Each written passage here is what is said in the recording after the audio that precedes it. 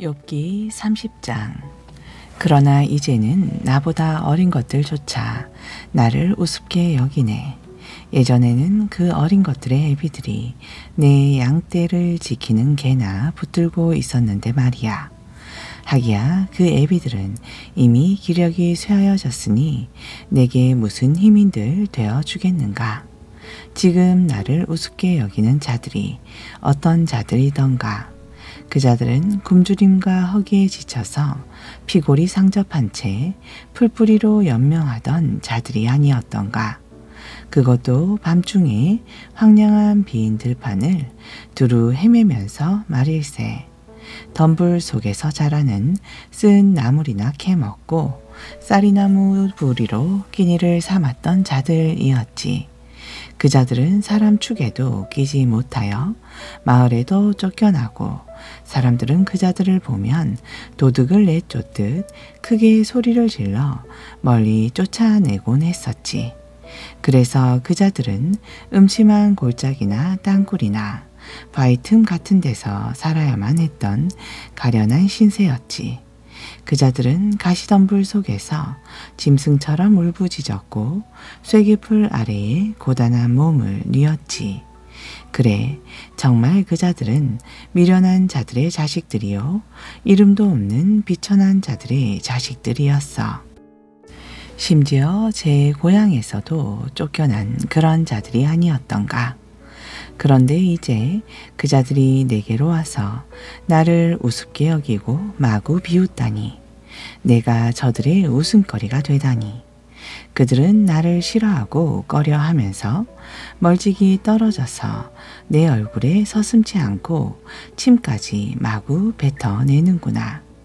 하나님께서 내 활시위를 느긋하게 풀어버리셔서 나를 이토록 무기력하게 만드시고 공경 가운데 빠뜨리셨으니 그 자들이 마치 고피 풀린 망아지처럼 마구잡이로 내 앞에서 날뛰는구나.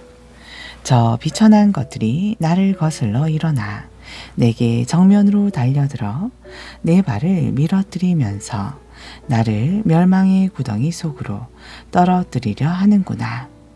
이처럼 저들이 내 길을 가로막은 채 나를 파멸시키려고 마구 덤벼드는데 사방을 둘러보아도 나를 도와 그들을 막을 자가 아무도 없구나.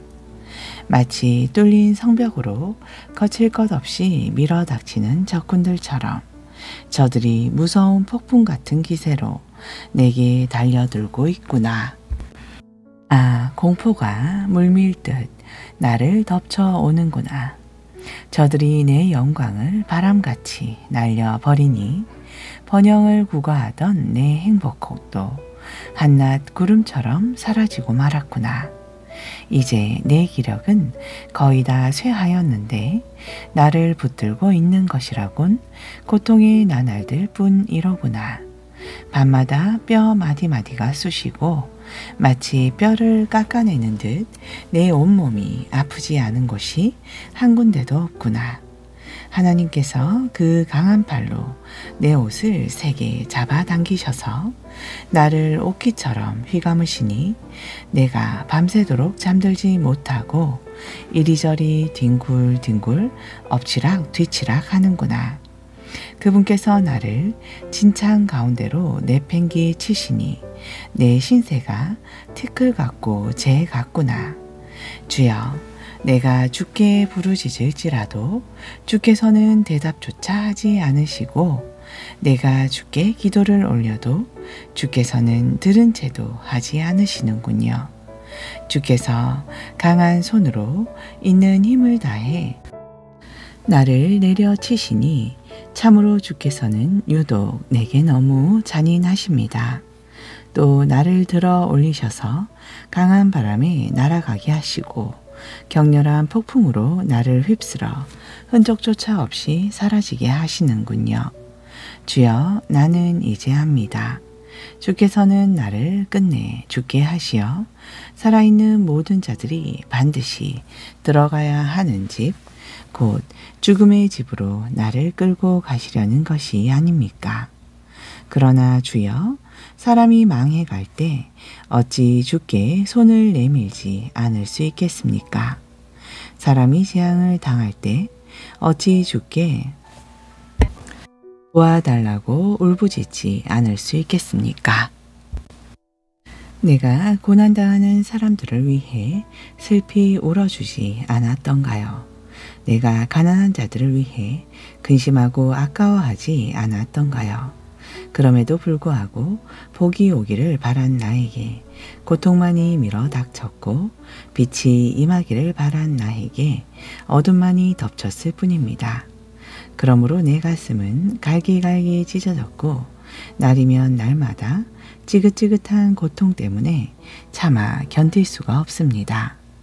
이 몸은 빛 한 줄기 비치지 않는 어둠 속으로만 울며 돌아다니다가 사람들이 모여있는 곳에 이르면 제발 나를 도와달라 하면서 애걸하고 울부짖는 신세가 되었습니다.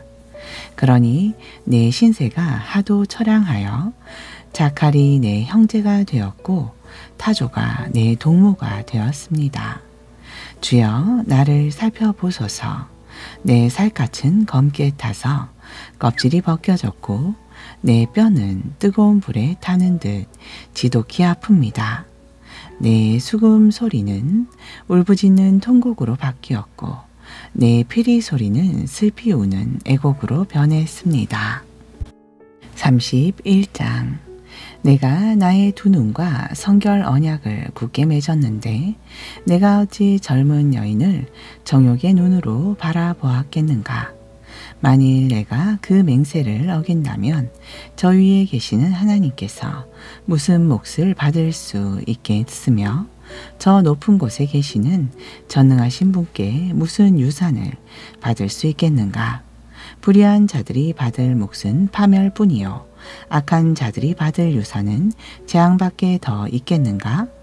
하나님께서는 내가 하는 일을 하나도 빠짐없이 낱낱이 바라보고 계시고 나의 발걸음 하나하나를 다 헤아리고 계시지 않으신가? 하나님께서는 내가 하는 일을 하나도 빠짐없이 낱낱이 바라보고 계시고 나의 발걸음 하나하나를 다 헤아리고 계시지 않으신가? 맹세하건대 나는 지금껏 잘못된 길을 걷지 않았고 남을 속이는 삶을 살지 않았네. 하나님께서 정직의 저울에 날 올려놓고 달아보신다고 해도 나는 자신이 있네.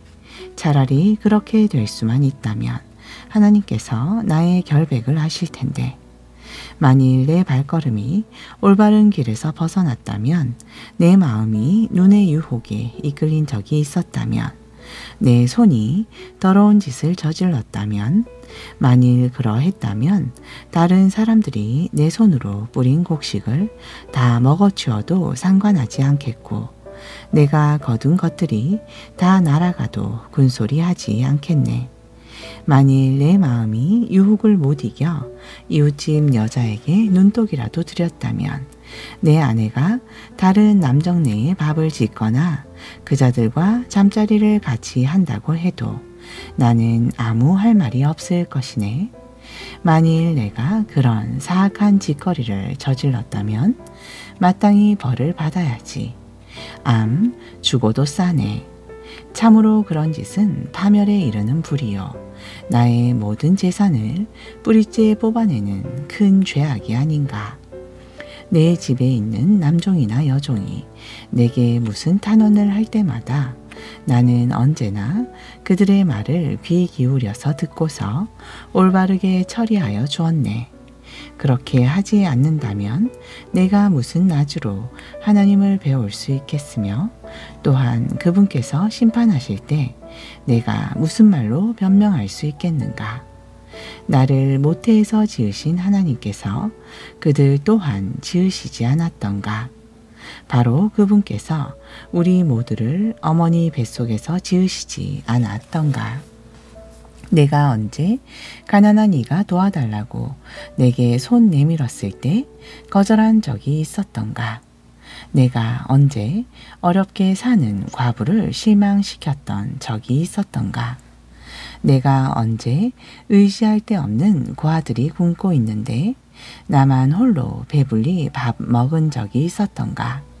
사실 나는 젊은 시절부터 오갈 데 없는 고아를 친자식처럼 길렀고 어머니 뱃속에서 나온 뒤로부터 일평생 과부를 돌보아 주었다네.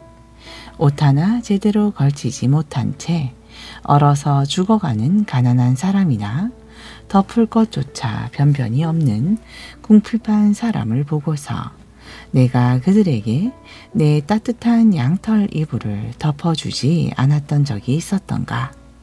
그랬기에 그들이 진심으로 나에게 복을 빌어주지 않았던가. 재판이 열려도 내가 이길 것이라고 생각하고는 의지할 데 없는 고아를 내리친 적이 있었던가. 만약 그랬다면 내 팔이 떨어져 나가도 할 말이 없고 내 팔의 관절이 부러져도 싸지. 진실로 나는 하나님의 심판이 두렵고 또한 그분의 위엄이 무서워서라도 그런 짓을 할 수가 없네. 그렇다고 내가 언제 황금을 든 적이 있었던가? 내가 가진 순금을 믿고 든든하게 여긴 적이 있었던가? 내가 재산이 많다고 우쭐거리기라도 한 적이 있었던가? 내 손으로 얻은 재물이 많다고 기뻐한 적이 있었던가? 내가 환하게 빛을 발하는 태양을 바라보고 혹은 밝고 아름답게 빛나는 달을 바라보고 그것들에게 은근히 마음이 끌려 그것들을 섬긴다는 표시로 내 손에 입을 맞춘 적이 있었던가? 만일 내가 그랬다면 그런 짓은 저 높은 곳에 계시는 하나님을 부인하는 일이므로 큰 벌을 받아 마땅할 것세. 또 내가 언제 내 원수가 망하는 것을 보고 기뻐한 적이 있었던가? 그들이 곤란한 지경에 빠졌다고 해서 내가 흐뭇해한 적이 있었던가? 참으로 나는 내 원수더러 죽으라고 저주함으로써 내 입으로 죄를 지은 적이 없네. 자네들은 내 집에서 일하는 사람들의 말을 들어본 적이 없는가? 그들은 말하기를 길 가던 나그네 치고 우리 주인이 주는 고기로 배불리 먹어보지 않은 사람이 없다 한다네. 나는 지금껏 나그네가 거리에서 밤을 새도록 그냥 내버려 둔 적이 한 번도 없다네. 나는 나그네들을 위해 내 집 대문을 언제나 활짝 열어 놓는다네. 사람들은 죄를 짓고 나면 다들 숨기려고 하기 마련이지만 나는 다른 사람들처럼 내 가슴 속에 죄를 묻어둔 적이 결코 없었다네. 그러니 사람들이 수군대는 것을 내가 무서워할 필요가 전혀 없었지. 남에게 비웃음을 당할까봐 집안에만 틀어박혀 입 다물고 숨어있을 이유가 하나도 없었다네. 아, 누군가 귀 기울여 내 말 좀 들어주었으면. 맹세코 나는 사실대로 말하였고 어떤 거짓말도 하지 않았다. 그러므로 이제 전능하신 분께서 내게 대답해 주시면 좋으련만. 차라리 내 원수가 나를 고발하면서 내 죄가를 기록한 고소장이라도 있어서 내가 그것을 읽어볼 수 있도록 내게 들이밀었더라면 속이라도 후련하겠건만. 그런 것이라도 있다면 나는 그것을 어깨 위에다 자랑스럽게 걸치고 내 머리에 왕관처럼 쓰고는 왕자처럼 당당하게 그분 가까이로 걸어가서 내가 행한 모든 일을 낱낱이 그분께 아를 수 있었을 텐데. 내 땅이 나를 향해 한 번도 원망한 적이 없고 내 밭고랑도 나를 향해 한 번도 불평한 적이 없다네. 내가 언제 값을 치르지 않고 땅의 소출을 먹은 적이 있었던가? 내가 언제 소작인들의 수확을 빼앗아 그들을 굶긴 적이 있었던가? 만약 내가 그런 적이 단 한 번이라도 있었다면 내 땅에서 밀 대신 찔레가 나오고 보리 대신 잡초가 무성하게 자라더라도 할 말이 없겠네. 욥은 이렇게 자기 말을 모두 마쳤다. 32장. 이렇듯 욥이 스스로 옳다고 거듭 주장하므로 욥의 세 친구는 더 이상 대꾸하지 않았다. 그러자 줄곧 들고 있던 람 족속 출신인 부스 사람 바라겔의 아들 엘리후가 불끈 화를 냈다. 욥이 자기가 옳다고 떳떳하게 주장하면서 모든 잘못을 하나님께 돌리고 있기 때문이었다. 또 엘리후는 욥의 세 친구들에게도 무척 화가 나 있었다. 욥이 하는 말에 제대로 반박하지도 못하면서 욥에게 모든 잘못이 있다고 단정하고 있기 때문이었다. 엘리후는 그들이 자신보다 나이가 더 많기 때문에 그들의 말이 끝나기를 기다리면서 잠자코 입을 다물고 있을 수밖에 없었다. 그런데 마침내 세 사람이 더 이상 욥에게 할 말을 찾지 못하자 엘리후가 화를 냈던 것이다. 그리하여 부스 사람 바라겔의 아들 엘리후가 입을 열어 말했다. 세 분은 나보다 웃 어른이시고 나는 아직 젊어서 선뜻 나설 수가 없었습니다. 그래서 지금껏 내 생각을 감히 말씀드릴 수가 없었습니다. 나는 당연히 나이 드신 어르신들께서 말씀하시고 나는 들어야 한다고 생각했습니다. 살아오신 연세만큼 지혜를 터득하셨을 것이라고 믿었기 때문입니다. 그러나 이제 깨닫고 보니 사람을 슬기롭게 하는 것은 나이가 아니라 사람 속에 깃든 영이요 전능하신 분의 입김이더군요. 나이가 많다고 모두 지혜로운 것이 아니요 또한 오래 살았다고 해서 분별력이 있는 것이 아니라는 사실을 알았습니다. 그러므로 이제는 내 말을 들어보십시오. 나도 내 의견을 말씀드리도록 하겠습니다. 보십시오. 세 분께서 말씀하시는 동안 나는 줄곧 기다렸습니다. 세 분께서 그럴듯한 말을 골라 열심히 논리를 펼치시는 동안 나는 귀 기울여 들었습니다. 나는 세 분의 말씀을 주의 깊게 잘 들었습니다. 하지만 여러분 가운데 어떤 분도 욥이 그러다는 것을 제대로 입증하지 못했고 또 욥의 주장에 대해서 누구도 제대로 답변하지 못하더군요. 그러므로 욥에 대해서 반박할 사람은 사람이 아니라 하나님이시다. 그것이 우리가 깨달은 지혜다 하고 말씀하시지 마십시오. 욥 어른께서 나에게 직접 말을 걸어온 것이 아니므로 나는 세 분께서 말씀하신 것과는 다른 방식으로 욥 어르신께 대답하도록 하겠습니다. 욥 어르신, 세 분 친구들이 놀라서 더 이상 말을 하지 못합니다. 그분들은 어르신께 답변한 말을 찾지 못하고 있습니다. 그분들이 더 이상 말을 잇지 못하고 입을 다문 채 가만히 서 있다고 해서 나까지 그분들처럼 만약 침묵하고 있어야만 하는 걸까요? 그럴 수 없습니다. 이제는 내가 대답하겠습니다. 나에게도 할 말이 있으므로 내 의견을 말씀드리겠습니다. 내게는 할 말이 너무나 많습니다. 나의 심령이 나에게 어서 말을 하라고 재촉합니다. 지금 나의 가슴속은 포도주가 부글부글 끓는 듯 합니다. 새 포도주를 담아놓은 가죽 부대처럼 터지기 일보 직전입니다. 그래서 내가 입 다문 채 말하지 않으면 죽을 것 같습니다. 입술을 열어 답변하지 않으면 도무지 견딜 수가 없습니다. 나는 누구의 편도 아닙니다. 어떤 사람에게도 아첨하는 말은 하지 않을 것입니다.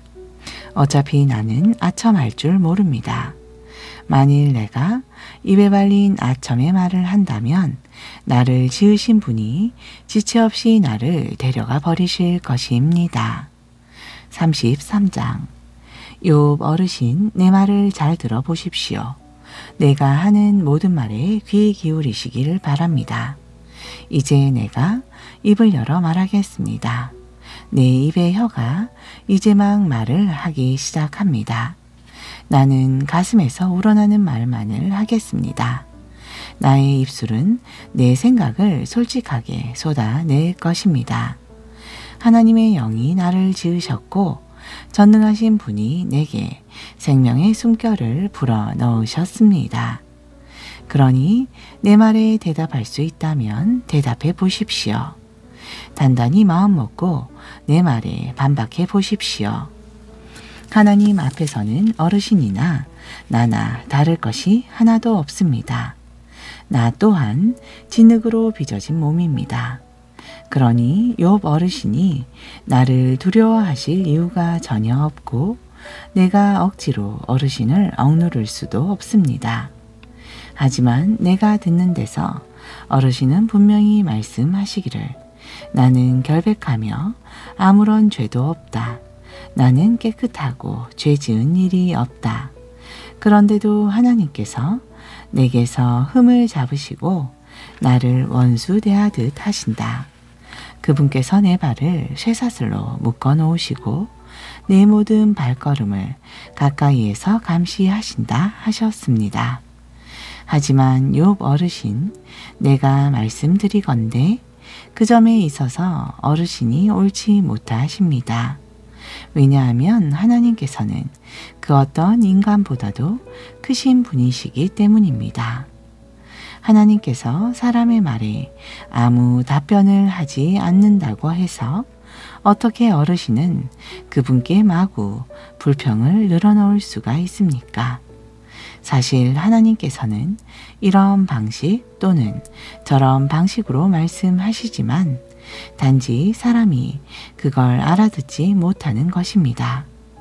사람이 꿈을 꿀 때나 밤중에 환상을 볼 때나 혹은 잠자리에 누워 깊은 잠에 빠져 있을 때 하나님께서는 사람의 귀를 여시고 말씀하십니다.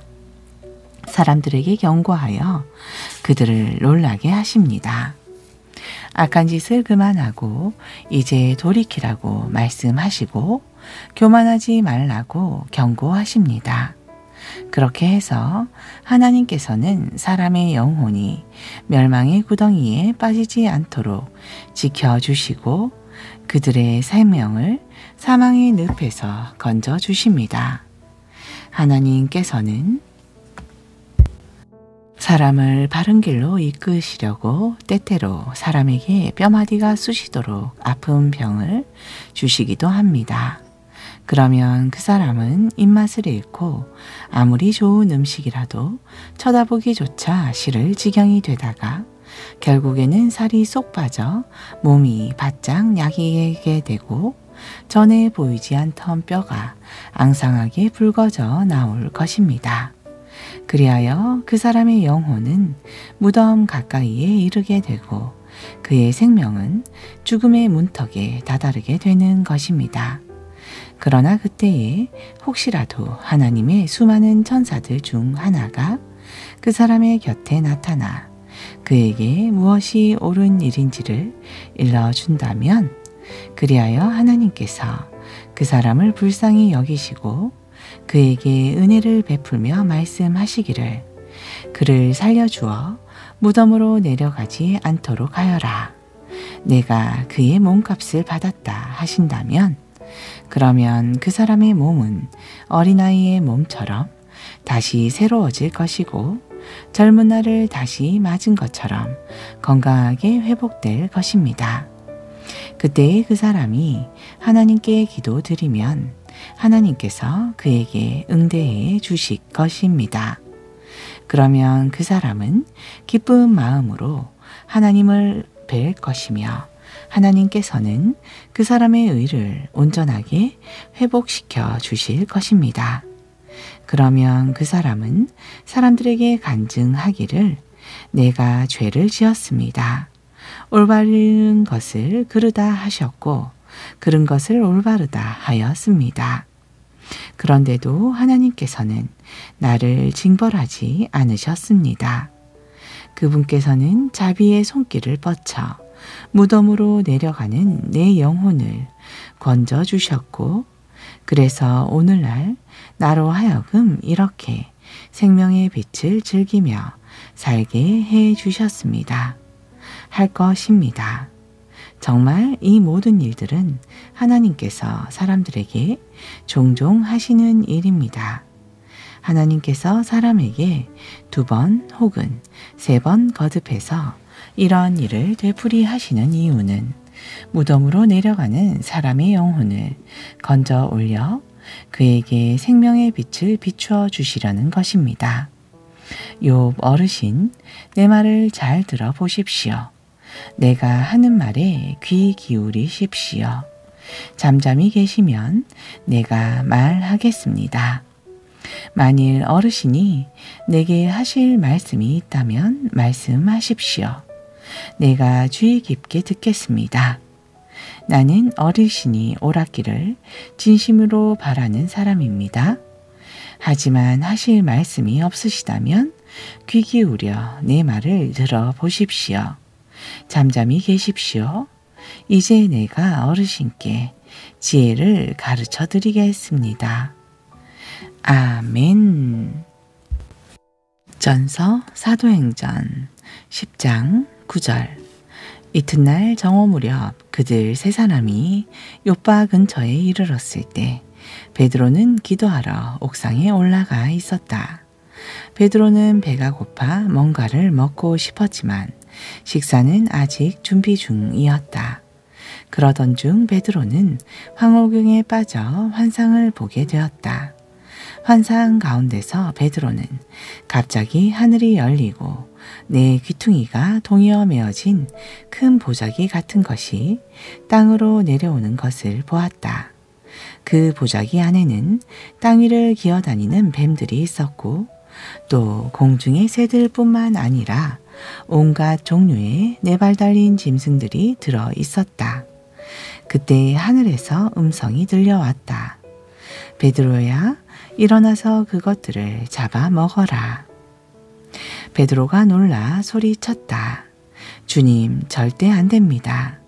저는 지금까지 불결하고 더러운 것은 한 번도 입에 대어본 적이 없습니다. 그러자 2번째로 음성이 들려왔다. 어느 것이든 더럽다고 하지 말아라. 모두 하나님께서 깨끗하게 만드신 것이다. 이와 똑같은 환상이 3번이나 반복되더니 보자기는 갑자기 하늘로 다시 들려 올라갔다.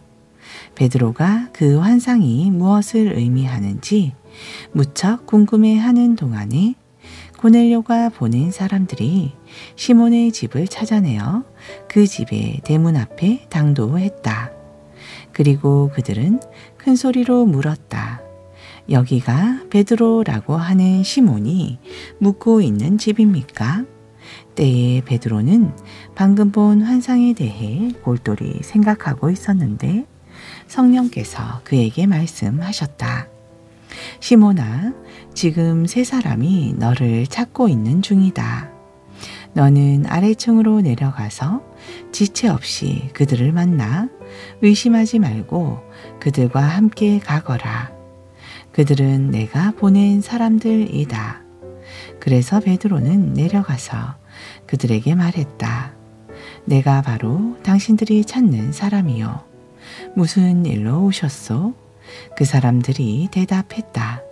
저희는 백부장 고넬료가 보내서 온 사람들입니다.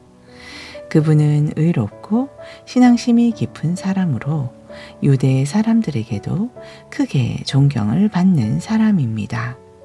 그분에게 거룩한 천사가 나타나 이르기를 당신을 집으로 모시고 와서 당신의 말을 들으라고 했습니다. 베드로는 그들을 맞아들여 그날 밤을 거기서 묵게 한 뒤 다음 날 그들과 함께 길을 떠났다. 요빠의 신자들 몇 사람도 베드로와 함께 갔다. 이튿날 그들은 가이사라에 도착했다. 백부장 고넬료는 친척과 친구들을 자기 집에 모두 불러놓고 베드로 일행을 기다리고 있었다. 베드로가 집 안으로 들어가자 고넬료가 일어나 베드로 앞에 엎드려 절했다. 그러자 베드로가 고넬료를 얼른 일으켜 세우며 말했다. 일어나시오. 나도 당신과 똑같은 사람일 뿐이요. 그리고 베드로는 고넬료와 잠시 이야기를 나눈 다음 사람들이 모여있는 방으로 들어갔다. 아멘.